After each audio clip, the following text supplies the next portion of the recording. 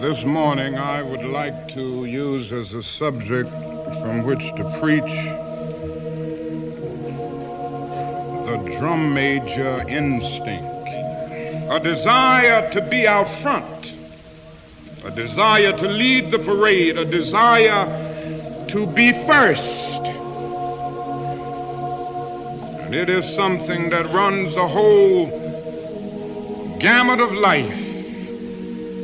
We all want to be important, to surpass others, to achieve distinction,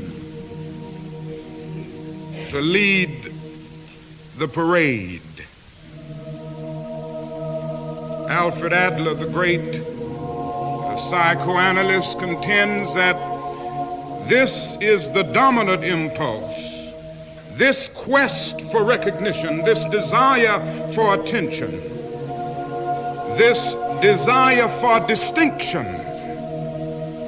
is the basic impulse. And you know, we began early to ask life to put us first. Our first cry as a baby was a bid for attention. Children ask life to grant them first place. They are a little bundle of ego. Now, in adult life, we still have it, and we really never get by it.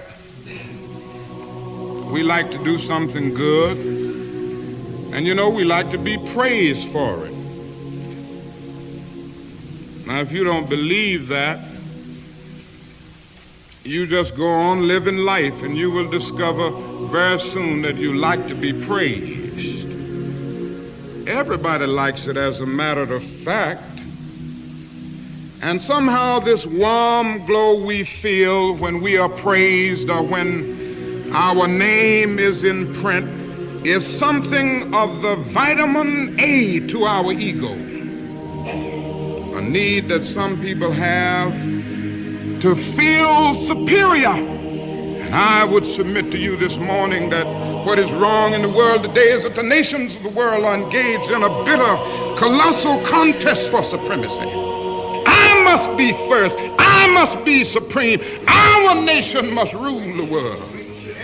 This perverted use of the drum major instinct led to the most tragic prejudice, the most tragic expressions of man's inhumanity to man. Some doesn't happen to stop this trend.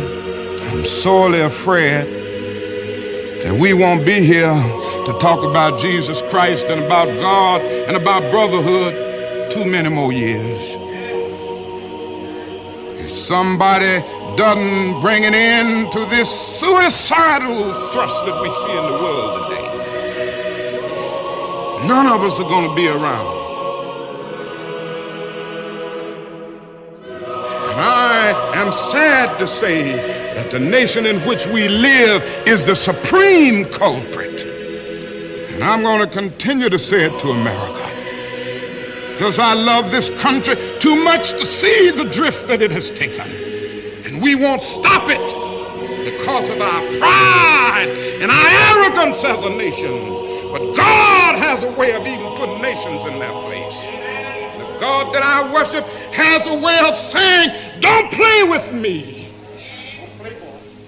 And if you don't stop your reckless course, I'll rise up and break the backbone of your power. And that can happen to America. If any of you are around when I have to meet my day, I don't want a long funeral. And if you get somebody to deliver the eulogy, tell them not to talk too long. Tell them not to mention that I have a Nobel Peace Prize. That isn't important. I'd like somebody to mention that day that Martin Luther King Jr. tried to give his life serving others. I'd like for somebody to say that day that Martin Luther King Jr. tried to love somebody. I want you to be able to say that day that I did try to feed the hungry. I want you to be able to say that day that I did try in my life to clothe those who were naked. I want you to say on that day that I did try in my life to visit those who were in prison. I want you to say that I tried to love and serve humanity. Yes, if you want to say that I was a drum major, say that I was a drum major for justice. Say that I was a drum major for peace. I was a drum major for righteousness. And all of the other shallow things will not matter. Then my living will not be in vain.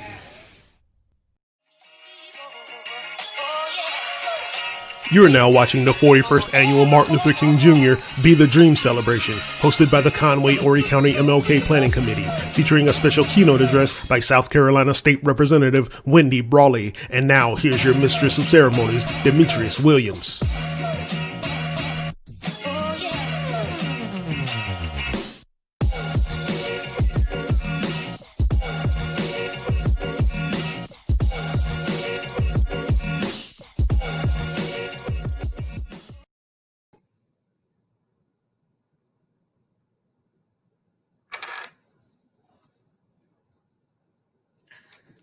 This is the most important and crucial period of your lives. For what you do now and what you decide now at this age may well determine which way your life shall go. And the question is whether you have a proper, a solid, and a sound blueprint. And I want to suggest some of the things that should be in your life's blueprint. Number one in your life's blueprint should be a deep belief in your own dignity, your own worth, or your own somebodyness. Don't allow anybody to make you feel that you are nobody. Always feel that your life counts. Always feel that you have worth, and always feel that your life has ultimate significance. Secondly, in your life's blueprint, you must have as a basic principle the determination to achieve excellence in your various fields of endeavor. You're going to be deciding as the days and the years unfold what you will do in life, what your life's work will be. Once you discover what it will be, set out to do it and to do it well. Be a bush if you can't be a tree. If you can't be a highway, be a trail. If you can't be the sun, be a star, for it's by size that you win or fail. Be the best of whatever you are. Finally, in your life's blueprint must be a commitment to the eternal principles of beauty, love, and justice. Well, life for none of us has been a crystal stair, but we must keep moving. We must keep going. If you can't fly, run. If you can't run, walk. If you can't walk, crawl. By all means, keep moving. Be the dream, Dr. Martin Luther King Jr. Good afternoon. I'm Demetrius Williams, and I'm honored to be your host for the Conway-Horry County Planning Committee's 41st Annual Martin Luther King Jr. Day celebration. The fight to make Dr. Martin Luther King's birthday a holiday took 32 years. Dr. King's birthday was finally approved as a federal holiday in 1983 by President Ronald Reagan, and all 50 states made it a state government holiday by the year 2000. Officially, Dr. King was born on January the 15th, 1929 in Atlanta, Georgia, but the King holiday is marked every year on the third Monday in January. Today, the King holiday serves multiple purposes. It honors the total legacy of Dr. King, focuses on the issue of civil rights, highlights the use of nonviolence to promote change, and calls people into public service. This year, the call is to reiterate, be the dream. We will now have our welcome and occasion by Sister Joella McQueen. Following the welcome, we will have the invocation by Minister. Peace and blessing to everyone this afternoon.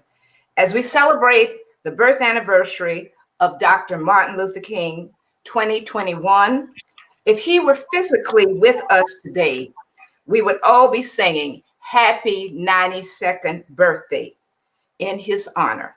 However, but for 41 years, the Conway-Horry County Martin Luther King Planning Committee has honored his legacy. I'm humble and proud to say welcome today to our guest speaker for attending Ms. Wendy Brawley by virtual reality. Finally, as Reverend Jerry Fork, chairman of the Conway MLK program planning, says every year, fired up and ready to go. God bless. Thank you.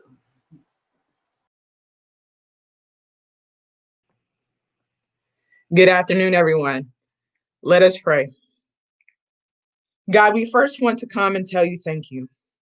Before we do anything else, we just want to tell you thank you for allowing us to gather in this virtual space to celebrate and to honor the legacy of the late Reverend Dr. Martin Luther King Jr. God, we thank you now for keeping us in the midst of a pandemic, oh God. We thank you for keeping us in the midst of uncertainty, God. We thank you now that you have kept us in perfect peace and you have kept our minds stayed on you, even in the midst of civil unrest, even in the midst of injustice. God, we know you have been with us. And so for that, we tell you thank you, oh God. Thank you for continuing to walk with us, continuing to be our guide in the midst of our fight for equality and our fight for justice. God, we thank you.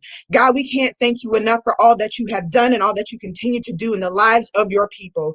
God, we now ask that you continue to give us strength, oh God. Continue to give us strength so that we may fight the good fight of faith. God, we ask that you give us strength so that we continue to fight for justice and equality for all people, God. God, we thank you now for your protection, oh God, that even as we are going out and doing your will, oh God, that you will be a hedge of protection around us, oh God.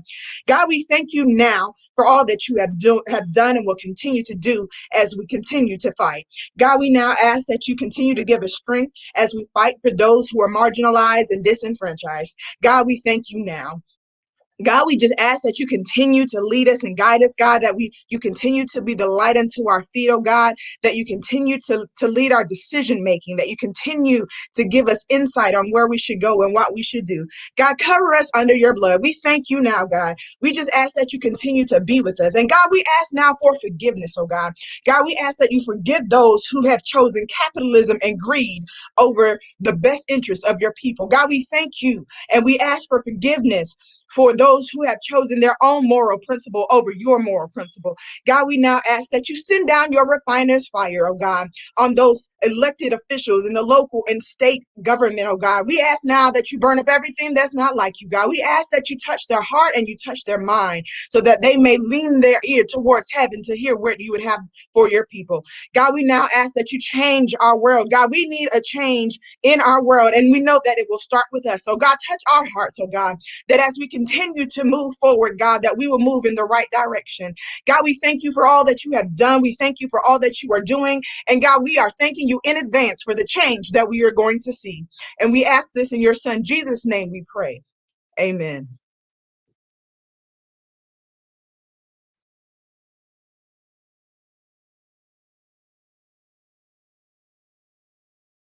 Has been a member of the Youth Advisor Committee, and she shared the videos that have been created by our youth. Following Sister Brisbane, the next lovely voice we will hear will be Simone Woodbury as she leads us in the Negro National Anthem voice. And good afternoon. In the words of Dr. Martin Luther King Jr., the function of education is to teach one to think intensively and to think critically. Intelligence plus character, that is the goal of true education.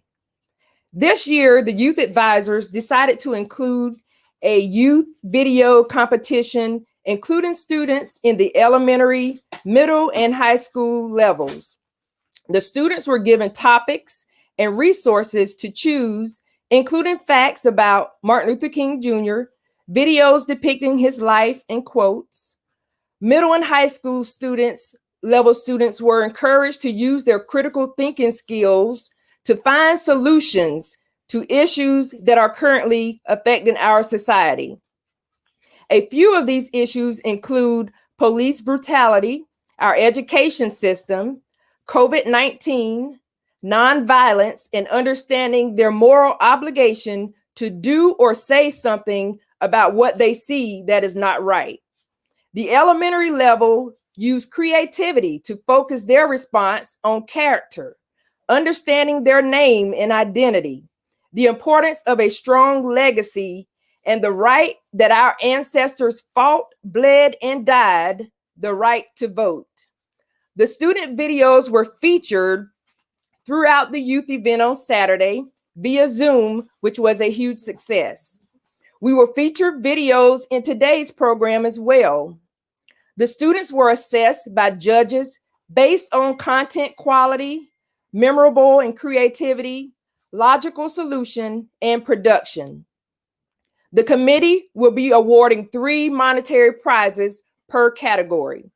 Third place will receive $25, second place $50, and first place $100. All winners will also receive an autographed copy of our youth event guest speaker, Sasha Austin's book, Sasha Savvy Starts It Up, Promoting Entrepreneurship, or Sasha Savvy Loves to Code, Promoting STEM for Minorities. Enjoy viewing our youth participants' videos as they will be shown in 2 segments. The youth advisors will announce the winners at the end of the program, but I want to leave you with this challenge. We as parents, educators, community members, and elected officials have a duty to pave the way for our children. It starts with education and discipline. Get your children involved in the community. Our country right now is wounded and our children are suffering in many ways, social and emotionally, self-care, academically, and also mentally. I am a firm believer of the proverb that it takes a village. And now I challenge each of you viewing this live stream to be that village. Thank you.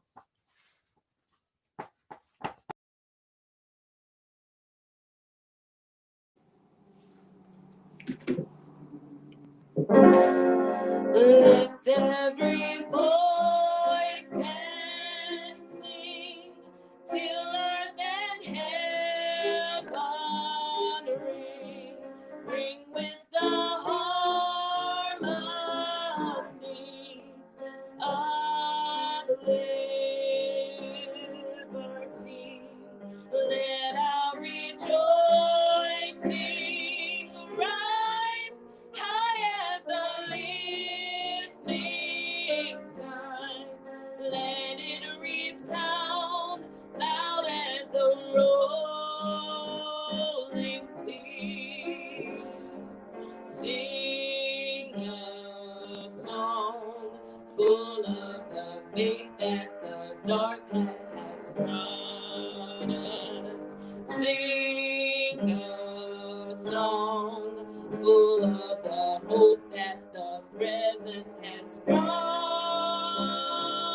us, facing the rising sun of our new day begun.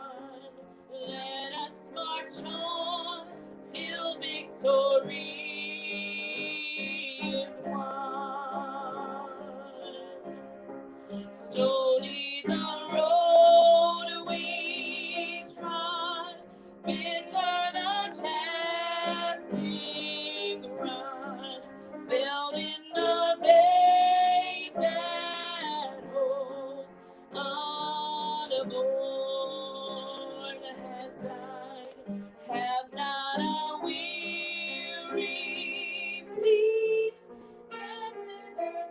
only come to the place on which our fathers died.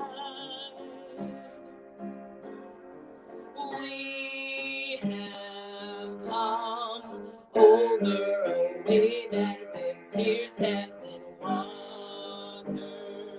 We have come treading our path through the blood of the slaughtered,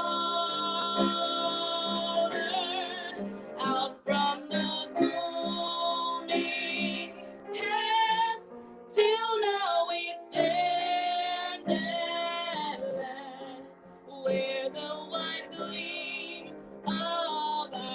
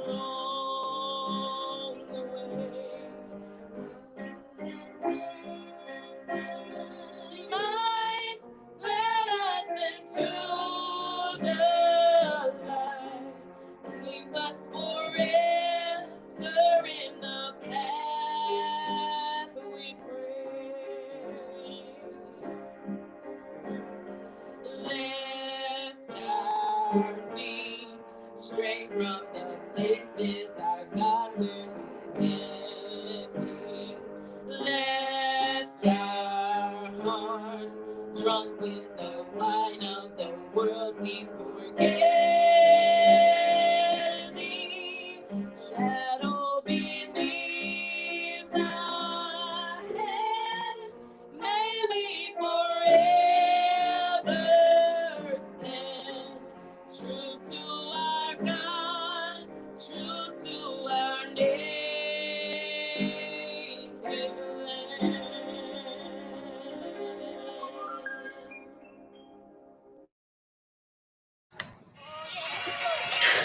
Thank you, Sister Woodbury, for that beautiful rendition.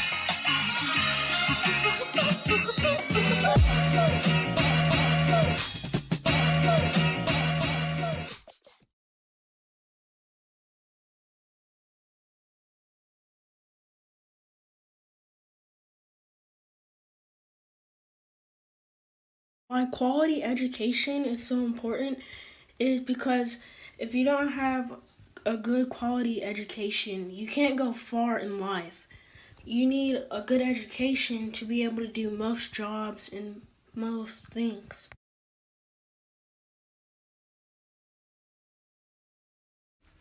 Voting is very important. When you vote, you're voting for people who can make a difference in your community. I encourage all of you to vote.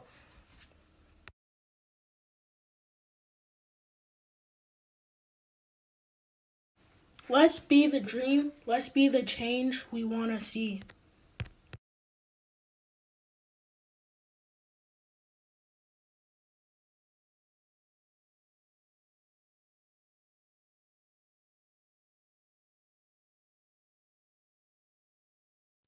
Hi, my name is Corinthian James Wilmore Brisbane, and I am a third grader at Carolina Forest Elementary. Dr. Martin Luther King Jr. was born to Michael King. His father changed their names to Martin Luther because he admired him. Names are important. My name is Corinthian James Wilmore Brisbane. I was named after a book in the Bible and to keep my great-granddad's legacy. Dr. King protested so we could vote. Voting is important so we can elect people who are for the people.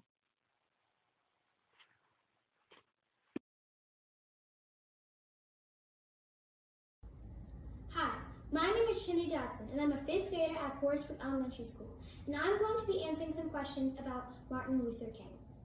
One of the first questions was number 3. What is my legacy? What would people want to remember me by when I would leave this earth? I would want people to remember me by how I was truthful, I was strong, and if people wanted to let me down, I wouldn't let them do that.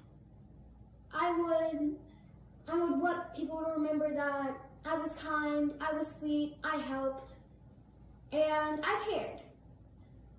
One of the other questions was number 4. What did my name stand for? My name stands for, my parents named me Trinity because it was the Father, the Son, and the Holy Spirit. That's the meaning of my name. But the true meaning was people would remember that name by is Jesus. People would call him a bunch of names, Yeshua, Jesus, Lord, a bunch of them. So thank you for watching this video, and I hope you have a great day. Bye!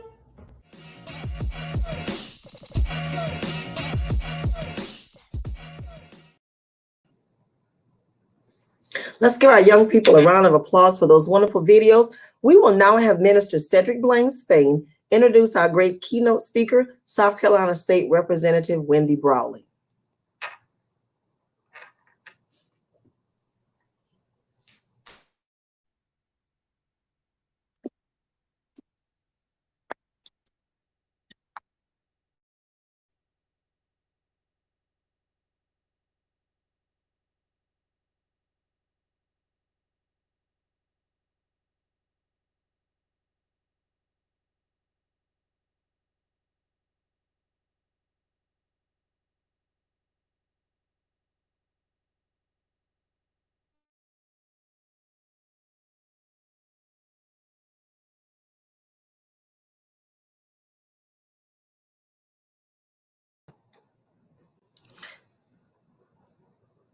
Miss Minister Spain, we're ready. Thank you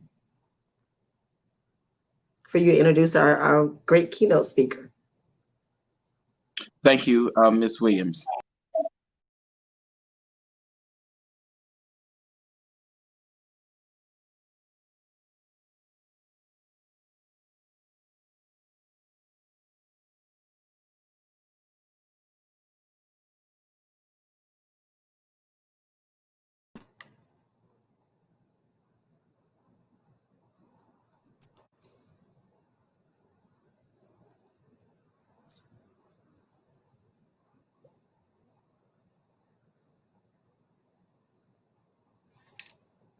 I apologize for that technical glitch.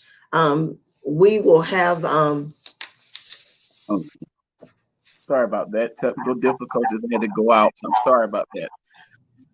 Thank you for the opportunity, Madam MC, and to this committee for the opportunity to introduce our keynote speaker. State Representative Wendy C. Brawley was elected to the South Carolina House of Representatives, the District 70, in June 2017 in a special election. District 7 includes portions of Southeast Columbia, Lower Richland, and parts of Sumter counties. She currently serves in the House on the Medical, Military, and Public and Municipal Affairs committees. Brawley is the co-founder and publisher of Empower Woman Magazine, a lifestyle and personal growth magazine, and is also founding president of Events Unlimited, a conference planning and event management company. Brawley earned her bachelor's degree from the University of South Carolina and a master's degree in business and management from Webster University. Brawley is committed community servant. She was previously elected at large to Richland School Board District 1 of Commissioners in 2004 and was twice elected chair of the board by her colleagues. Brawley has also served as the state president of the AARP South Carolina and as the Southeast Regional Volunteer Director at AARP, where she coordinated AARP's volunteers in 8 states in Southeast. Brawley received numerous awards and recognitions for her community service. She was named 2018 Freshman Legislator of the Year by the South Carolina Podiatric Medical Association and received the 2019 Legislator Award for the YWCA of the Upper Lowerlands Incorporated. Brawley is also a recipient of the National Council of Negro Women Living the Legacy Award, the American Cancer Society Public Policy Clarion Award, the South Carolina Department of Health Distinguished Leadership Award for eliminating health disparities, Big Brothers and Big Sisters Outstanding Community Service Award, YWCA Tribute to Women in Industry, the Twin Award, Allen University Richard Allen Award for Community Service, Voorhees College Elizabeth Evelyn Wright Women in History Award for Business, and the Columbian Urban League Gil Toward Award. Brawley is married to the Honorable Paul Brawley, the Auditor of Richland County, and the first African American elected to one of the county's 7 countywide offices. The Brawleys have 2 adult children, Paul Jr. and Katina Rose, and 1 granddaughter. She and her husband reside in Hopkins, South Carolina, and are active members of the St. Philip AME Church in Eastover, South Carolina. It is my distinct honor to introduce to some and present to others a voice and a champion for the people in South Carolina, our distinguished representative, who is a true stateswoman in this state with a heart for the people who love the people of South Carolina. I present to you, my dear friend, the Honorable Representative Wendy C. Brawley of South Carolina House of Representatives, District 70. Welcome.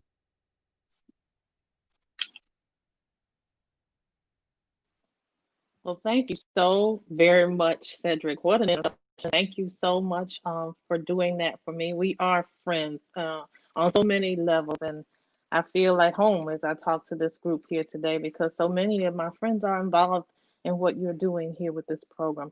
Let me thank the Conway-Horry County program for doing this, the planning committee for doing this, and for inviting me to be your speaker today. I am truly honored to have this distinction, especially today, because this day means a lot to a lot of us. Because as the young folks said, we fought to get this day recognized as a holiday so that we could all just take a moment and think about the sacrifices that have been made to get us to where we are today. I want to give accolades to the young people and the videos that they produced. How nice. It's so nice to see young people involved in the process and understanding the importance of community engagement at a very young age. That's a way to leave a legacy that really respects what Dr. Martin Luther King stood for.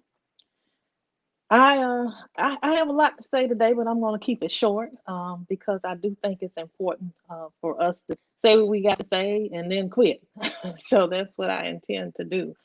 I want to begin with one of Dr. King's quotes that I really like a lot. I use it quite often when I talk to people about just about any topic because it seems to work so well. And he said this. He said that everybody can be great because anybody can serve. You don't have to have a college degree to serve. You don't have to make your subject and your verb agree to serve. You only need a heart full of grace and a soul generated by love. Today, I'd just like to talk to you for a few minutes about serving in the midst of a crisis.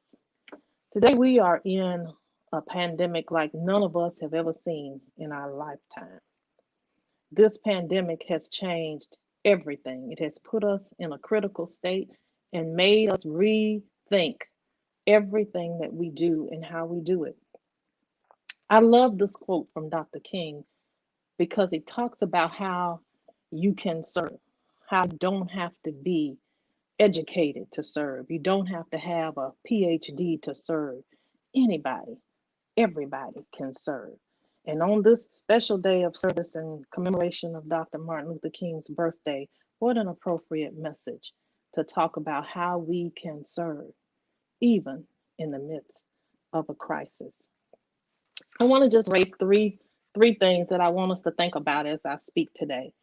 And that is how we can serve because God created us to be good servants, because God set us on a path for greatness, and that each and every one of us has the possibility, that probability of greatness already in us. All we have to do is follow. So today, let's talk about 3 ways that we all serve. Service to our family, service to our country or our community, and finally, service to our God. You know, as I said earlier, many things have changed as a result of the pandemic. We can't do what we used to do. We can't go where we used to go. We can't be with family and friends like we used to. And we can't even worship the way in our churches like we used to. My church has been worshiping in the parking lot since March. And I tell you, you know, there is deliverance even in a parking lot. We can find new ways to serve. Everything has changed. And I don't know about you, but sometimes it makes me a little bit sad, a little bit nervous, a little bit uncertain, feeling a little helpless about the situation that we find ourselves in today. But let me just tell you, even though we are here in an unparalleled situation, everything different, we cannot leave the responsibility of service to someone else. I always say, and I really firmly believe this, that when we serve first in our own family, we make the greatest difference. You know, we have relatives, every family has them, but some of us still don't even speak to each other. We don't even know what we're mad about, but somebody did something a year ago or 2 years ago or 5 years ago, and somehow that has infiltrated in our well-being and caused us to kind of close our back, turn our head toward our own family. But now in this critical time, we have to remember to serve our family members. We can't have a long visit with grandma or auntie or uncle like we used to, but we can make a call. Ask them how they're doing. We can drop a card in the mail that just says, I was just thinking about you and I wanted to send you a little note.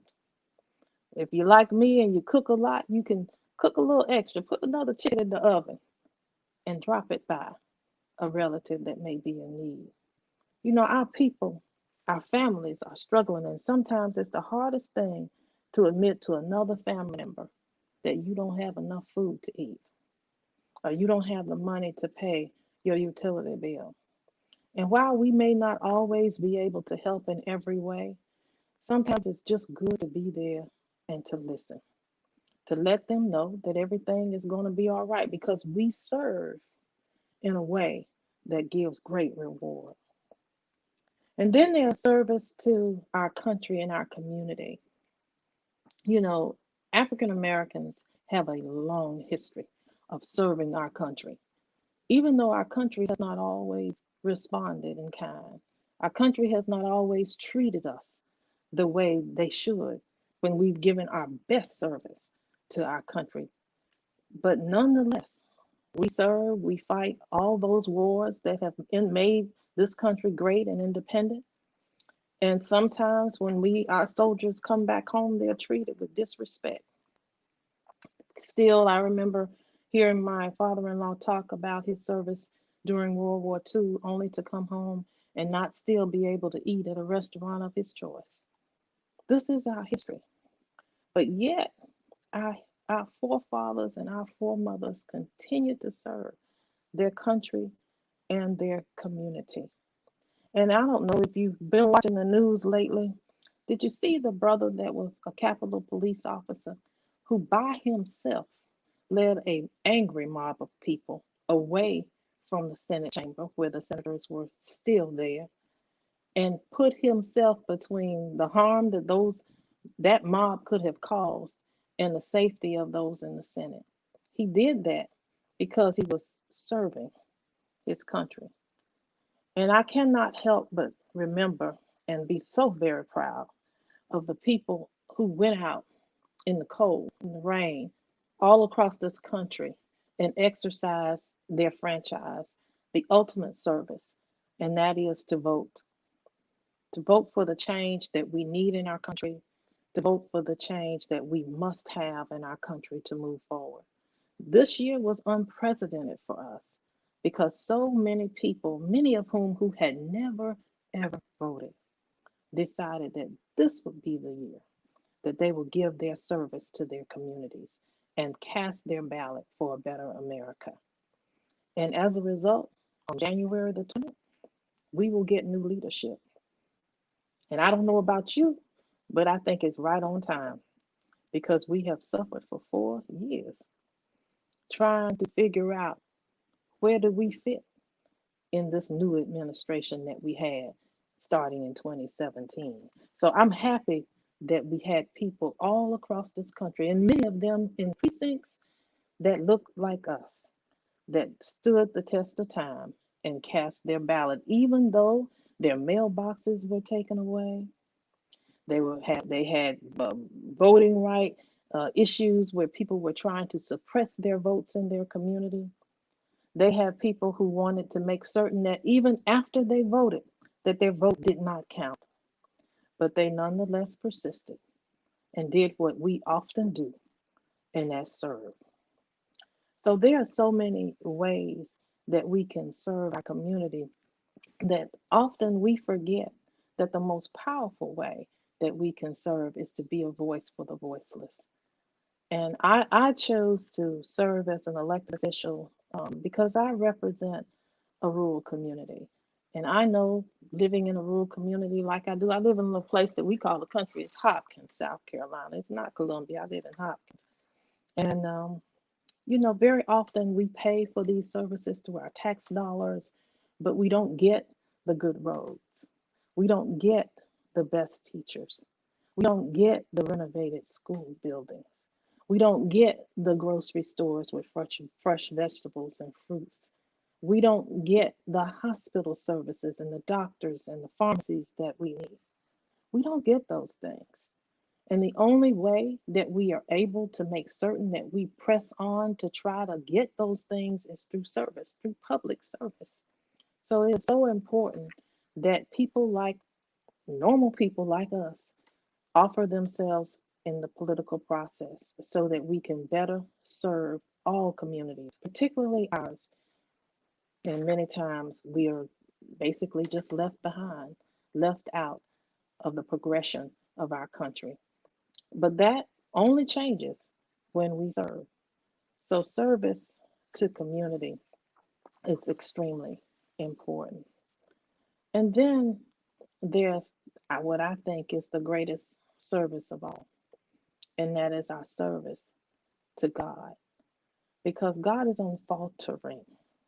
He is there when we need Him. He guides and strengthens us to meet whatever challenge it is. Right now, we are in the midst of a global health challenge where all of our families are at risk, where Black people are dying at a higher rate than any other of COVID 19. And everybody seems a bit surprised that we don't have the wherewithal to withstand the kind of challenge, the health challenge that we are faced with. But it's not because we have lacked.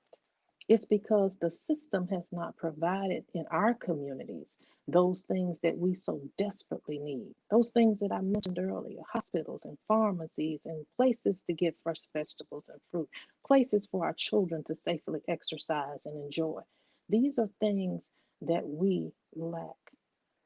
But I am so glad that when we put our trust in God, when we put our service in His ability to make things right, that I do believe that He will hear our call, He will answer our prayer, and He will, in fact, heal our land.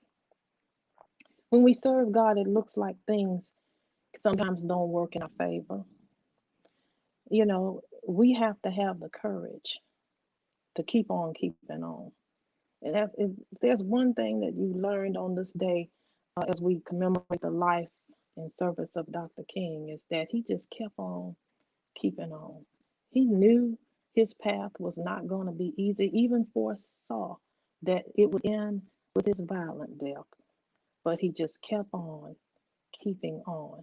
And we have to ask ourselves, in the midst of wherever we find ourselves today, do we have the faith, the confidence, the ability to keep on believing, keep on working, keep on striving, keep on doing the things that we know we have to do to move our communities, our families, and this nation in the right direction? I don't know about you, but I'm so happy to see a vice president coming into office that looks like me. Now, that didn't happen by chance. You know, they did everything humanly possible to stop it. But I am a firm believer in the spirit that what God has for you, it's for you, and nobody can stop it. And if you don't believe that, and if you don't believe that, then you're missing an opportunity to serve Him better, because you cannot serve with little faith. And the Bible tells us that faith without works is dead. So we have to move from where we are, accept what our path may bring, and knowing that sometimes the challenges will seem insurmountable. But know that when we serve God, He will give us the courage to stand up, to speak up, and to be a foot soldier for justice, equality, and for freedom. And some of you might say, well, that's wait, hold on, I ain't signed up for all of that. But you did. You're here. And everybody leads in a different way. We're all leaders. We all can serve. Remember, Dr. King said anybody can serve. All you need is a heart full of grace and a soul generated by love. So when it's time for you to stand up, to be counted, remember, when you see something, as Congressman John Lewis said, and this is one of my favorite phrases from him, when you see something that's not right, That's not fair. That's not just. You have to speak up. You have to say something. You have to do something. Never be afraid to make some noise and get in trouble. Good trouble, necessary trouble. You see, when we serve by faith, when we serve by the golden rule that says we treat people as we wish to be treated, that even those lessons, I don't know about you, but my grandmother taught me years and years ago, they are still relevant and true today.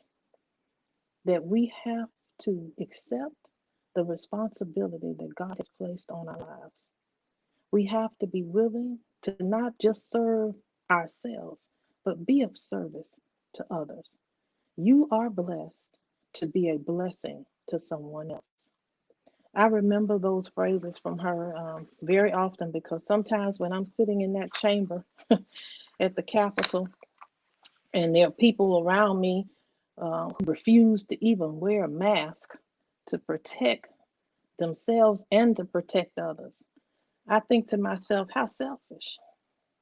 How can you come here in this hallowed place of the state capitol for the state of South Carolina and say you want to serve, but yet you can't even put on a mask to save your life and maybe the life of the person sitting next to you? You see, service is really not about us, it's about what we can do for others. And I just believe that when we do for others, we are blessed in turn. So as I close today, I just want to remind you, I'll start the way that I ended, that anybody can be great because anybody can serve. You don't have to have a college degree to serve. You don't have to make your subject and your verb agree to serve. You only need a heart full of grace and a soul generated by love. I want to thank you for giving me this opportunity to say hello to you today and to let you know that your service matters, your service counts, and we need your service now in this crisis more than ever. God bless you.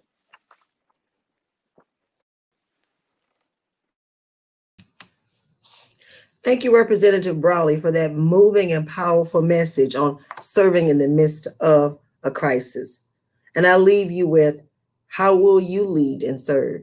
We will now view some pictures and we will listen to the beautiful song, Glory.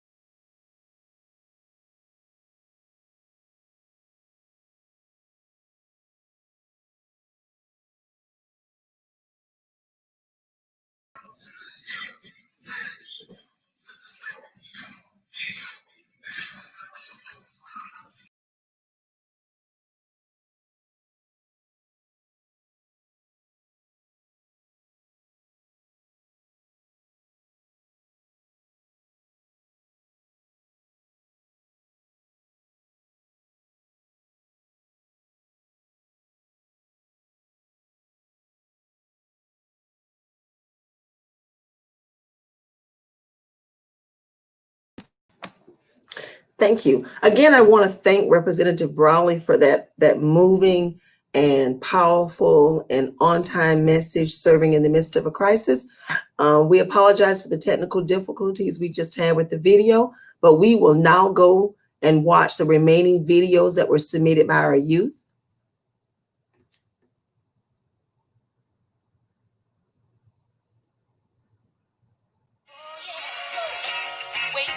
And follow.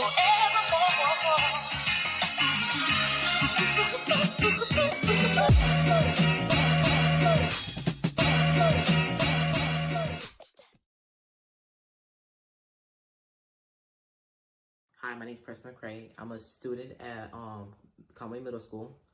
Today I'm going to be talking about racial injustice and how it made me and my family, my friends and my family feel. This made me, my family, and my friends feel disappointed, sad, and mad. The situation that's going on now, I just feel like people need to be better. It's sad how Black people has to face discrimination and racial profile, and all that can change if we talk about it going on and what white people is doing to Black people. It's sad. Yeah.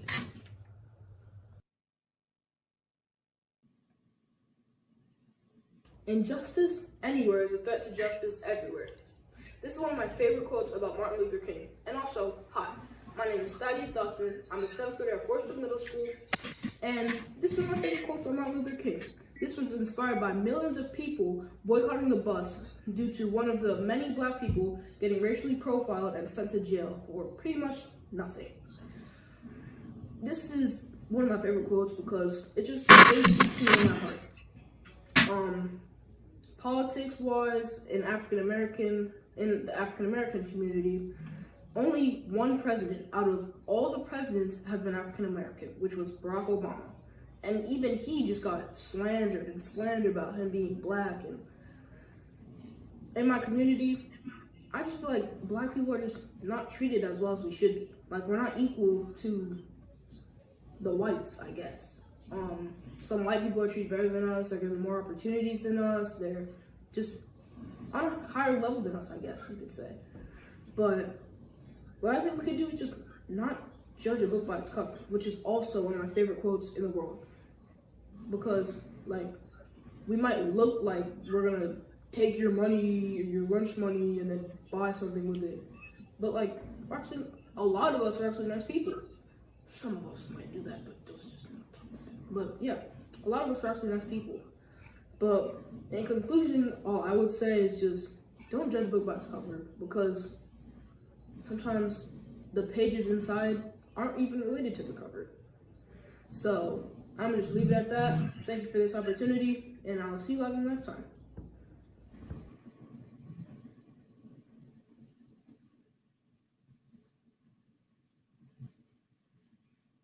Hello, my name is Miles Williams, and I will be telling you about the John Lewis quote. Doing the right thing is important to me because if you do the wrong thing in the dark, it will eventually come to the light. Racism. Racism, it hasn't really impacted my life because I haven't really experienced it because of how protective my parents are. But I know some people, they lived a tough life, and I know some people have died from it, and it's just not right. Black and white, it's not right for people to die because of their skin color. Loyalty, it's good to have, because if you're loyal to yourself and to others, they'll trust you more. But being honorable, it's unimaginable. Honor is like, you can't even explain honorable. If you have honor, you'll have a lot more success. And if you're in school and you see somebody getting bullied because of their skin color, you should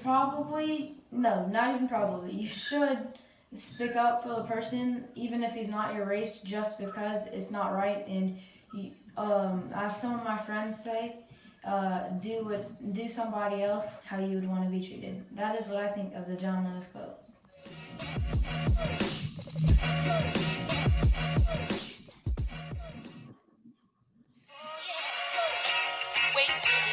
My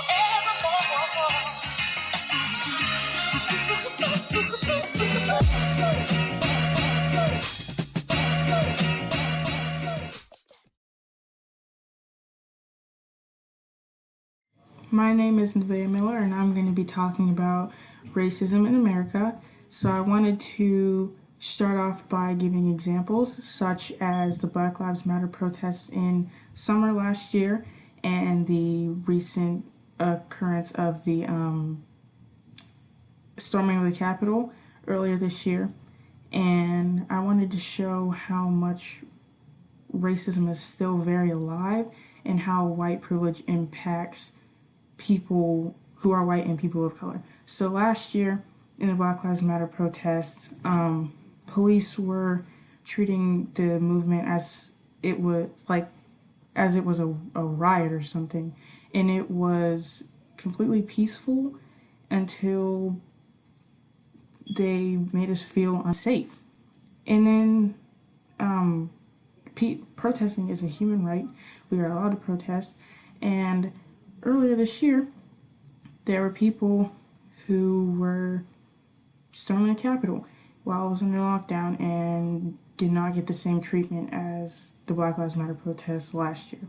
So my solution would be to just talk and make sure everyone feels safe and everyone feels comfortable, and that the hate in the world just needs to stop. Thank you.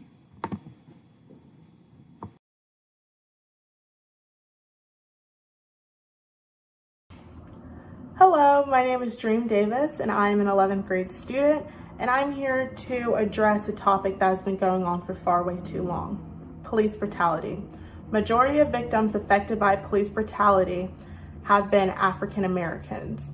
Each year, there are 2,000 complaints of police brutality reported. Systematic racism needs to come to an end. I should not have to worry about my little brother going outside in fear for his own life, nor should I have to fear for mine if I ever get pulled over. It is sick that history has repeated itself over these years, and it has shown. Not to mention the horrific event that occurred last Wednesday. If majority of those people were African Americans, we would have not had the same outcome. This is what we mean when we say Black Lives Matter. During the Black Lives Matter protest in June, 14,000 people were arrested and 19 have lost their life just for simply protesting for a change in our lives and against systematic racism. And these terrorists raided the U.S. Capitol building and barely anybody was touched. And to make matters even more worse, police were taking selfies with these people.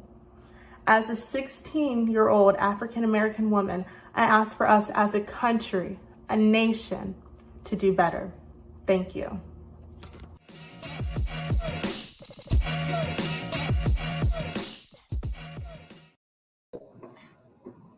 Let's give those young people another round of applause. I always live by the motto: if you want to know about the work that you must do, then you let young people share their perspectives on all the things that are wrong that need to be right. And so I now want to have you meet the Youth Advisory Committee. That will be Monica Brisbane, Edric Austin, and Minister Amanda Butler. And they will share with you the requirements for the video submissions and then announce the winners of this wonderful contest. Greetings, everyone. Again, my name is Monica Brisbane, and I'm going to share with you the requirements for the elementary level category. The students were given 2 videos. One was a brain pop video about Dr. Martin Luther King Jr., and the other was a YouTube video. They were responsible for watching the videos and then responding to 2 of 6 questions of their choice. So the questions for the activity were: why is quality education so important? Another question was, describe a situation where you were brave and stood up for something that you strongly believed in or thought was right. Another example that they had to choose from was, what is your legacy? What would you want people to remember you what would you want people to remember about you or say about you when you leave this earth? Another question, what does your name mean? Share the story behind your name. What are characteristics of a good leader? And how is Dr. Martin Luther King Jr. a good leader? How would a good leader respond to a difficult situation? And the last question that they had to choose from was, do you think it is important for everyone to vote and why? So that was the criteria that the students had. And again, the content was judged based on, the contest was judged based on content quality, memorable, creative, and the production of their video. And so now we will announce the winners of the elementary category.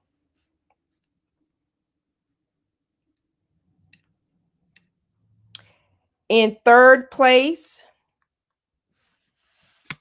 we have Miss Trinity Dotson.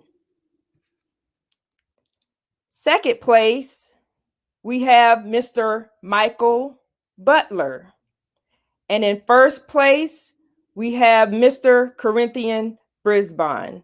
So let's give all of the elementary school winners a round of applause. And thank you.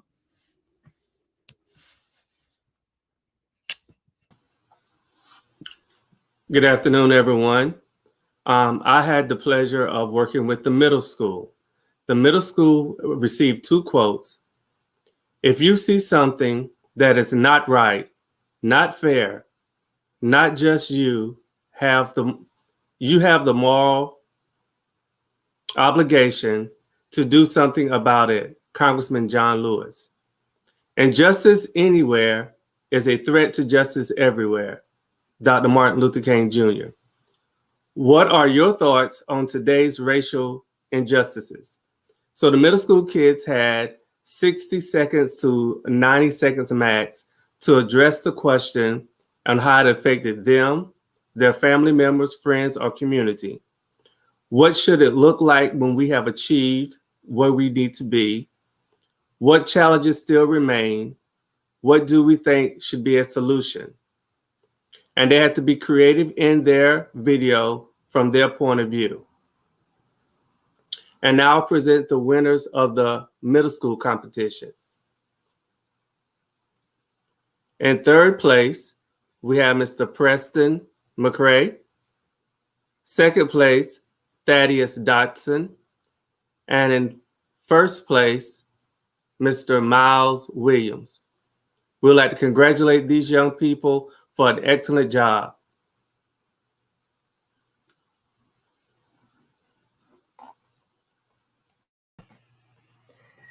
Good afternoon again. I had the honor and privilege to help with the high schoolers. They were instructed to make a multimedia commercial addressing one of the following topics. The first topic, the new America, the effects of COVID-19 on America. Second topic, civil unrest, will a change come? Third topic, racism in America. Excuse me. Fourth topic, the education system effects of virtual versus traditional learning. And the fifth topic was police brutality, a broken system. And so the students were instructed to create their own way of expressing their viewpoint in a multimedia presentation. So now I will announce the winners for the high school category.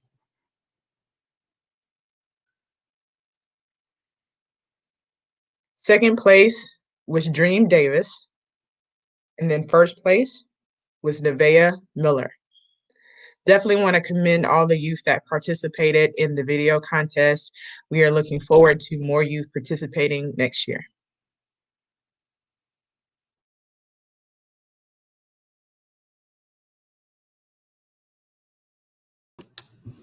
Again, let's give the young people in that committee another round of applause for the awesome work that they've done. I want to mention earlier that the photos that you saw were compiled by Brother Edward McQueen of the Whittemore Community Magazine. And we're now going to view a video on the MLK compilation. It's a series of photos over the duration of the committee.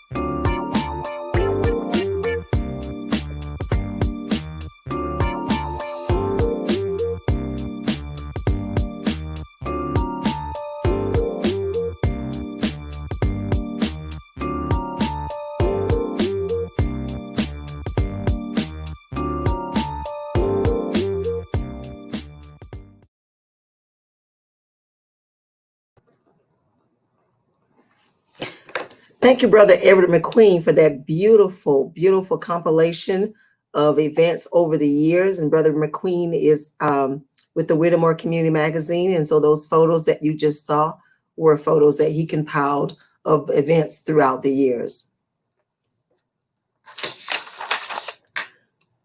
We will now hear from Reverend Falk. Good evening. Good afternoon. I am truly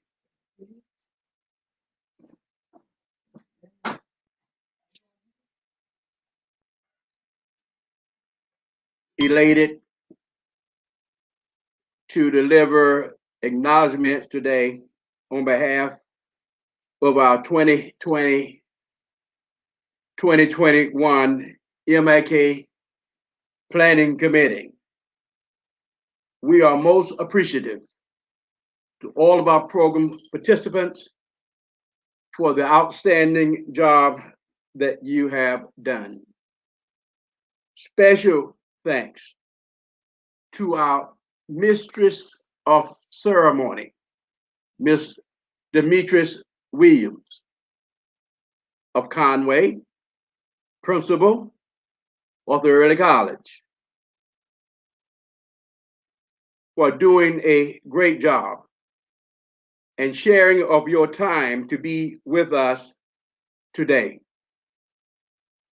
To Miss Simone Woodbury, thank you for beautifully rendering our Negro national anthem.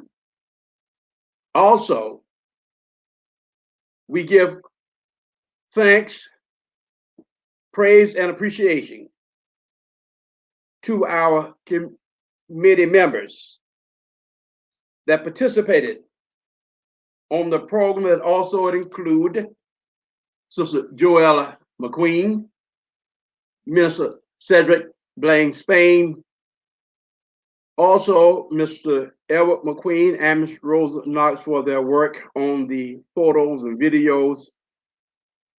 We truly thank our youth committee advisors, April Gardner, Monica Brisbane, Edric Austin, Claudine Schofield, Amanda Butler, and Jada Hudson DeWitt for the phenomenal work that they did on Saturday with our youth and our youth activities.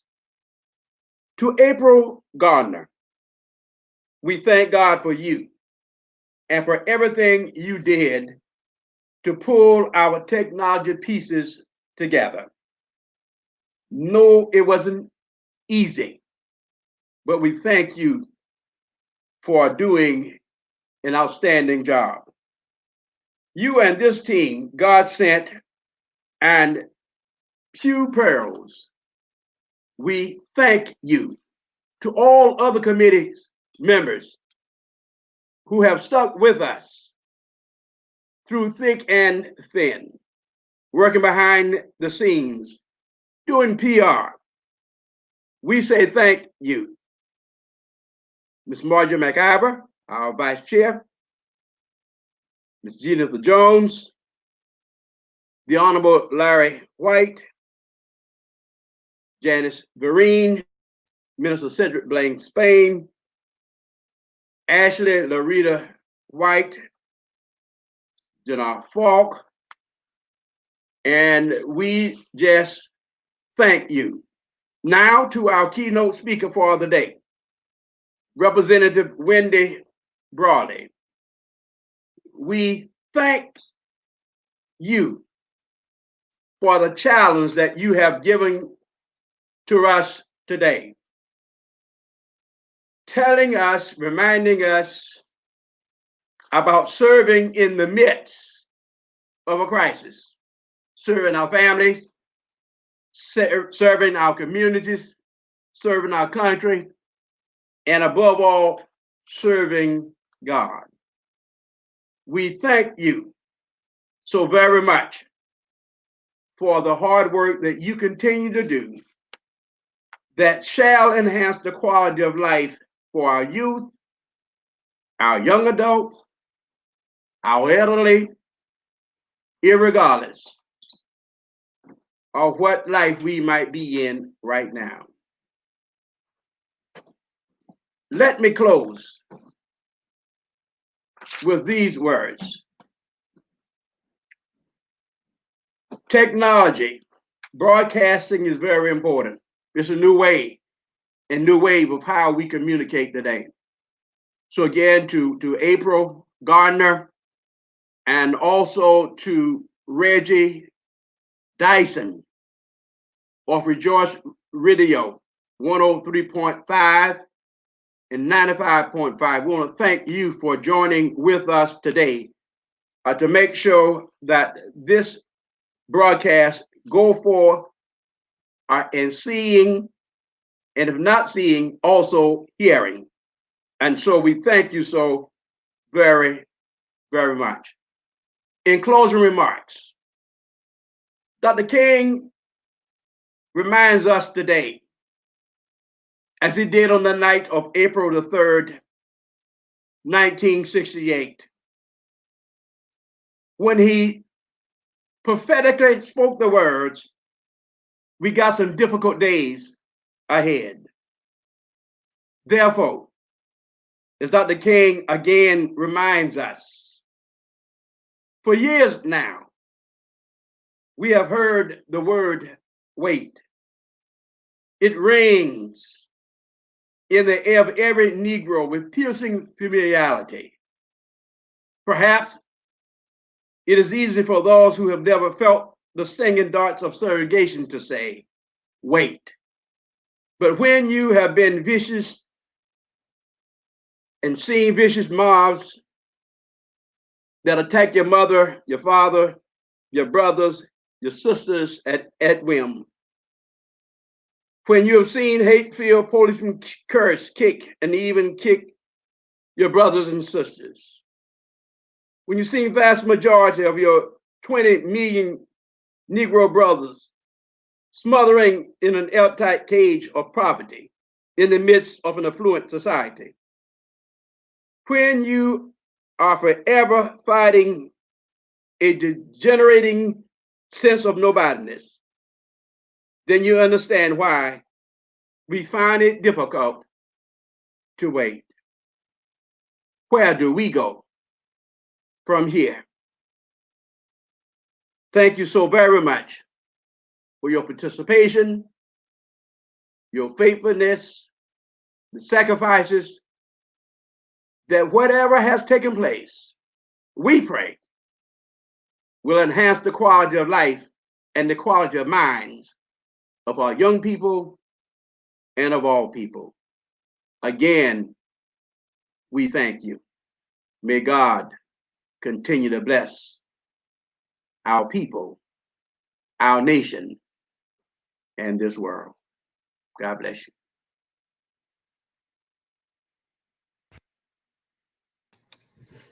Thank you, Reverend Falk. I'd like to take this opportunity to thank the Conway-Horry County Planning Committee for allowing me to serve today in this capacity. But most importantly, I want to thank all of our community members who were able to tune in today via this wonderful platform. Again, remember, as we leave you with this, this program, please remember and think about how you will lead and serve as you go forth and be the dream.